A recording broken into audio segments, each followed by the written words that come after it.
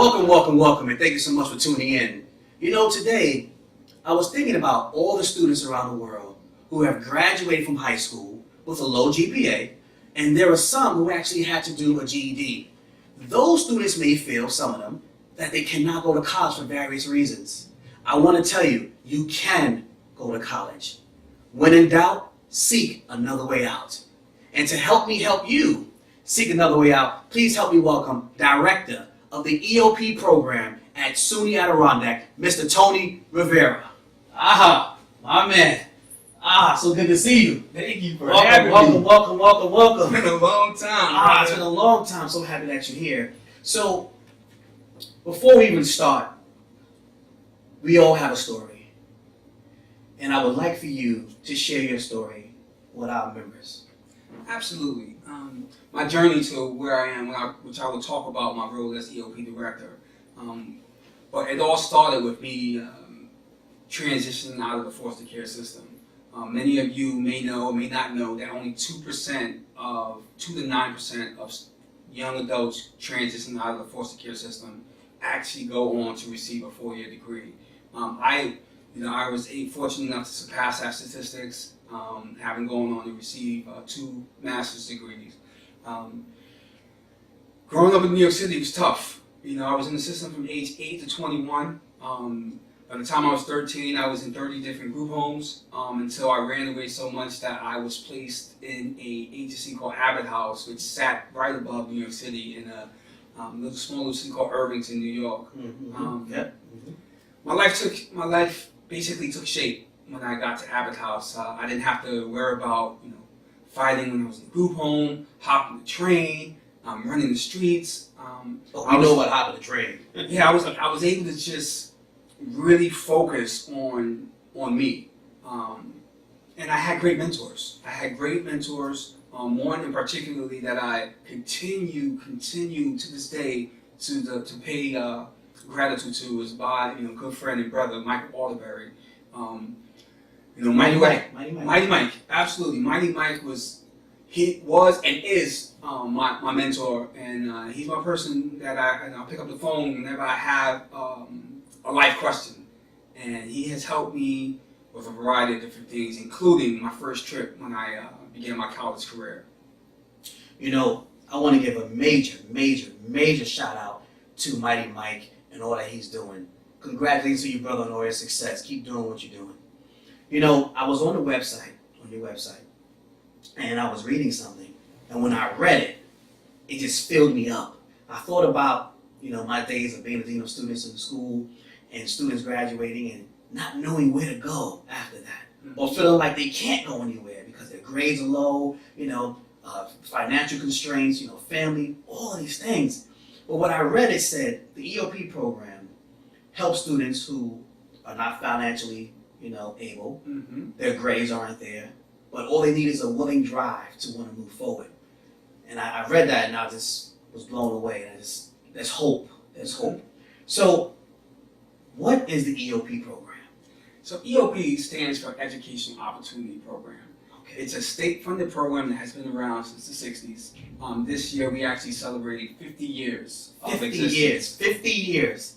And we have a tremendous history of students who have graduated from a variety of different SUNY schools here in New York State.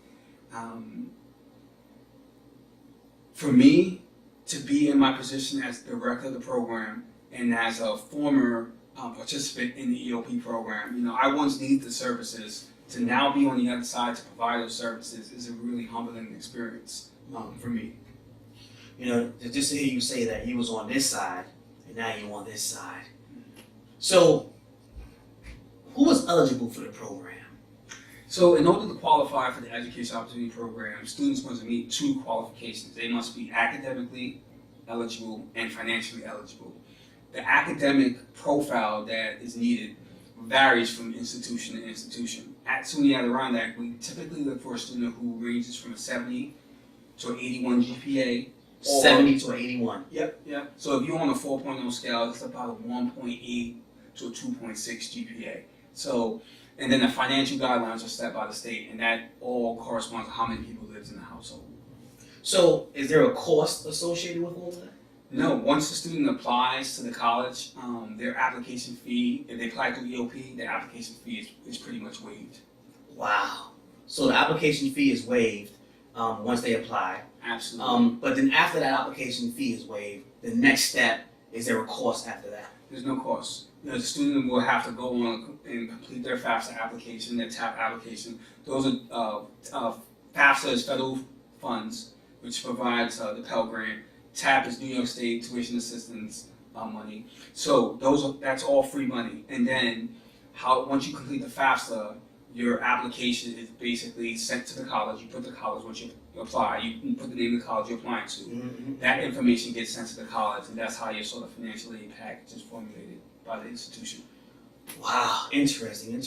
Now that I think, what services do you offer? So as an EOP program, if you qualify for the EOP program, you do get accepted. One, you get an EOP advisor or a counselor that will guide you, from the moment you step foot on campus. Also, they travel with the student. Yep. So Wow. it's kind of like having your own personal school counselor. Mm-hmm. You work with them, Transitioning with you absolutely moving forward. as you move forward until you cross that stage. Or in my case, after you finish 2 years and you're looking to transfer to a 4-year institution, my EOP advisor will help guide you. Okay. I was reading also on the website, continuing education. What was that about? So in most community colleges, they offer continuing education. And it's for those people who want to go back and not necessarily go back to school full time, but they want to take a class or they want to learn about a specific area, such as, most of the people who come back, they come back to learn Microsoft Word or Microsoft Excel. So you can come in and you can learn. You pay a fee to the college, and the class can be taught by someone from the community who has proficiency in that specific program, or can be taught by a faculty member. Nice. Talk to me about student life. What is student life like on campus there? So on my campus, it's a very diverse campus. Students come from Albany Capital District up to SUNY Adirondack, but we also get students from the New York City area that travel. They come up, they want to get that sort of getaway, and they come and live on campus. We have just a little over 2,000 students. About 420 students live on campus. Wow, 400 what? About 420 students. 420 on campus. Who supervises all of them? So there's RAs and RDs, resident directors, and residence assistants. Oh, okay, good. So, what are we missing here? Is there anything else that you want to be able to share with our viewers and our audience, our members, if you will, about the program? Well, if you do qualify for the EOP program, but if your GPA tends to be too high for a specific college, but you know that you qualify financially for the program, I will have you continue to apply to other EOP programs. But I will tell you, if you don't qualify any of the EOP programs, there are other programs similar that provides the same academic, a little bit of financial support to those students who come in needing those academic and financial supports. Listen, I want to thank you so much for your story and your contribution to education. If there was a word that you can give your students, and of course the families as well too, a word that would help inspire them just to continue with their education, what would that be? I would say initiative. Take the initiative. If you want to, a college degree is something that it's on your bucket list that you want to obtain. Don't be afraid to take that first step. And sometimes that first step is stepping out of your comfort zone and talking to somebody about what you dream about. Because we all know if you put it out there, right? You got to put it out there. You got to be able to just be vulnerable. And for some, that may be hard. But if you're willing to take that step and put it out there, there's going to be somebody willing to help you. Well, you heard it here, folks. Initiative. Take initiative. Listen, man, I can't thank you so much for being on the show. I appreciate you being here. And remember, it's not impossible. It's possible. Until next time, be safe. Take care.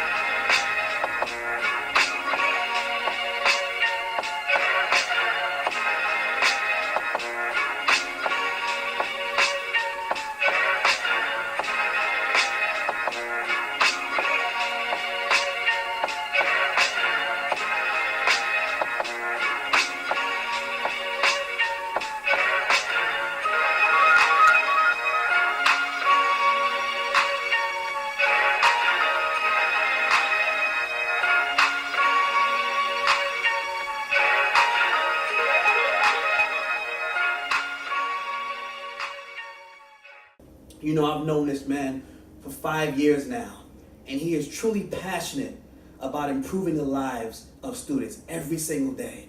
You know, so how you been, man? Good. So, I'm so happy that you're here. You have no idea. Because this right here, ladies and gentlemen, is for those of you who feel like, you know, I can't go back to school because my GPA is low. I don't have the financial means or the willpower to actually sustain school. This is for you. I'm part of the 2 to 9%. And when I say that, it's those kids who come out of the foster care system who actually go on to get a 4-year degree. Only 2 to 9% actually go on. I surpassed that statistic. And how I did it was because of the EOP program. The EOP program basically changed my life. I have had many mentors who've helped me along the way to get out of my circumstances. But the EOP program really provided me that structure that I carried with me. But there were some days where I didn't eat. But I would go to my caseworker and just say, hey, I need an overnight arrangement, and they would set me up for the night. And growing up in the group homes, there's sort of a unspoken hierarchy. With some of the fellas that were in there, I had to fight a lot. I had to put up, just for safety reasons. They tried to sort of. Basically, I was a new person coming in, so I had to sort of earn respect. Right. So I had to fight some cases, but I didn't want to fight. I'm not a fighter. You know what I mean? So I ran away from a lot of different group homes. So I ran away so much they put me up in the agency called Abbott House, which that was a change of life. I didn't have to hop the train. I didn't have to worry about food. They had everything right on the campus. The deep-rooted history beyond the people who have come through the program, some of the famous alumni that are out there. One, everyone know the weatherman, Al Roker. He's a 1979 SUNY Oswego alumni. Al Roker. Wow. So there's a lot of rich history surrounding the EOP program. One thing that's happening at SUNY Adirondack is that I have a book loan program where students can, they can borrow a book for the semester and return it at no cost. So wait, that's part of my program. You're saying that they can actually borrow a book, do it for the whole course, and return it? Absolutely. Now, okay, so let me throw this in there. When we get a textbook, we scribble and scrabble, we do all that stuff. I can return it to you? You can return it. You can return Wow. it. You can return it. Absolutely. So you can, so it's called a book loan program? Yep, it's the EOP book loan. Is there a course associated with that? No course. You just have to be an Wow. EOP student. Wow. You have to be an EOP student. Can you imagine the impact of what that would do for the families that are there? Because textbooks cost a lot of money in college. Absolutely. And how this came about is that during my first year, what I was finding that students who were coming from out of the county, the financial aid would only cover the tuition and housing, which left them with no room to purchase books. Wow. So I came up with the idea to start a book loan program. I started out with 75 books, and I'm pushing over 300 books at this point. Wow, 300. 300 books. Wow. And many of the books, I'm fortunate that many of the books were donated by EOP students, but also friends of EOP students.